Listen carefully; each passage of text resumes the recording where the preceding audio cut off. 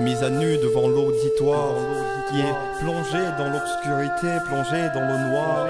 Roulement de percussion, la ravane, instrument de mon île, s'est désigné père du son. Poésie, anthropophage de l'âme, consume la matière charnelle de mon être. Alors, je me conjugue à l'auxiliaire avoir avant d'être l'être. Péripétie de ma corde vocale, allant à crescendo dans la douceur de l'acoustique. Le poète s'étend à parler la langue de l'amour pour qu'à l'écoute du public, ma phrasée soit magnifique. Sinuosité des formes qui redessinent les courbes de la femme idéalisée par la pensée du genre humain. Le silo prend un malin plaisir à caresser la page de son encre pour relater la magnificence de son teint mélangé entre la délicatesse du français, la majestuosité de l'anglais et le noir désir de l'Afrique colonisée.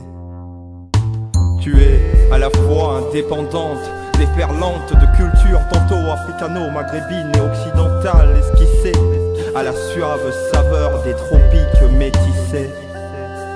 Posée délicatement sur la blancheur de cette feuille unifiée de blanc, ma plume dévoile ses sentiments pour te dire que même si le poète a tous ses papiers, sa poésie, elle, t'aime au noir.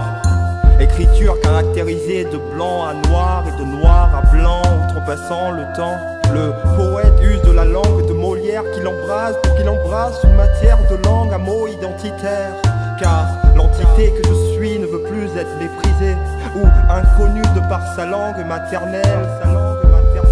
Si la langue française et anglaise sont à ma langue, sont paternelles, attendez-vous à ce que la langue qui m'habite soit l'avènement du fils prodigue. Que dis-je du fils prodige qui veut s'étaler aujourd'hui dans les décibels de Paris en France, à Maurice en passant par la Die. Moi là pour étaler ma soif d'écrire, à aimer les airs, d'aimer ces airs, ni pour proclamer que l'homme noir esclave sous le régime de la colonisation a souffert. Abstraction de ce courant littéraire appelé négritude.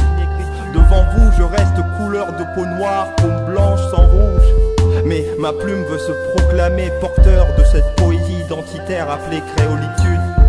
Parce que le créole, il aime quand ça y pète des mots d'ailleurs qui ramènent à ce langage natal.